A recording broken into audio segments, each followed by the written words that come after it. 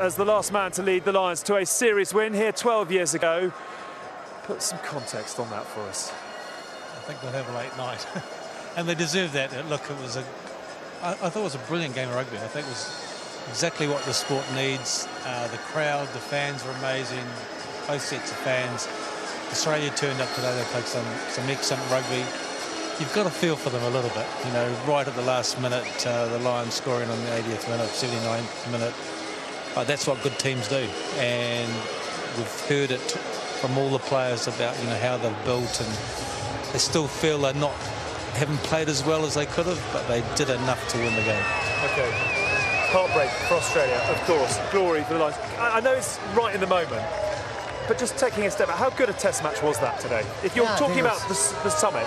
23-17 at half-time, and as we said in commentary, I think it's really important that the attack can shine through, but just to back up what Gat said, you know, I think great teams, even when they're playing average, they find a way to win. And the only time they led is in the 81st minute, and I thought it was appropriate that Hugo Keenan had the final touch, because I think he's a guy who lost, did he have 12 days with an upset stomach, and spent a lot of that in the bathroom. So I think it's very fitting that he gets his reward, and there's a certain karma with it, and it's nice to see an Owen Farrell on it as well, with how he left, I suppose, the international game and getting back on the pitch. As Gat said, this isn't there's a mystique about this place. I think there was a fascinating undercurrent to the game too, in the fact that it was Joe Schmidt against Andy Farr, two supreme coaches. But I think you have to, you know, Faz's teams find a way to win, which he does so often, and look what it means to him as well.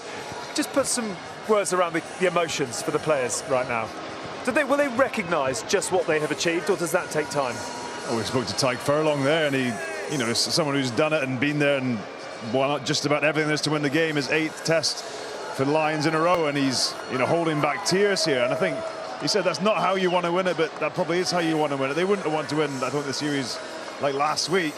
And I think you learn so much about teams, and test match rugby is never perfect. It's not so much about the perfection, it's about how you deal with the imperfection. They missed 39 tackles today. They had a man in the sin bin. They got penalised off the park in the first half. They were almost 20 points behind, but here we are. They score in the 81st minute, and the guys said, you know, great teams will find a way to win. And even in that last passage of play, it was far from perfect. Ball to ground, you know, and they kept with it, and kept making good decisions. All those competitors don't have to wake up tomorrow having, you know, I mean, gone through a series like 2009, for example. That's the flip side of it. That's the tiny margins. That's where Australia are. With sports people, you know, they'll remember this, but I can tell you, when my Lions memories are the opposite of what these guys are going through, which is such a negative, but it's a positive because of the way it shaped me, and you come on and you learn from those things, but you'd much prefer to be in the MCG. Whenever it was 15, 16 years ago, but you can never turn that back. But like, to look at them and the joy, and it's genuine joy, it's so good to see, because it was a proper game. And I think, as Warren said, like, Australia played tonight and they fired shots and they were quite unlucky, and it came down to, look at this final play. Like Joe was saying off air, that, you know, he feels that his cleaner is on the ball, and if you're on the ball, it should be penalty Australia. But there's different interpretations around the ruck, but as he said, he does watch a lot of ruck, so I can't really give you an exact view on this situation, because I'm not qualified enough. You spoke to Joe Schmidt as he walked off.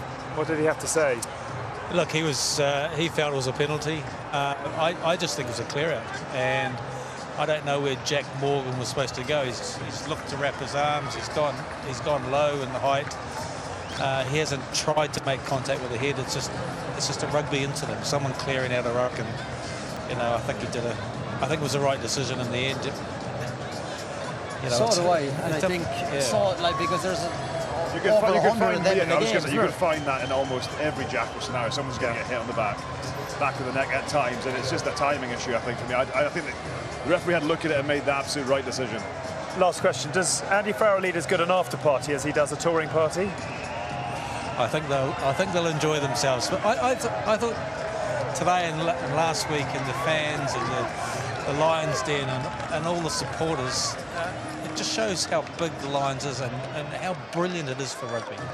And see all these supporters here, both fans, a great game of rugby, you know, something we need to protect. It's almost like the fans and everything, it's bigger than the game, and it's kind of, it's so important that, you know, we use this as a vehicle to keep promoting the game and growing it.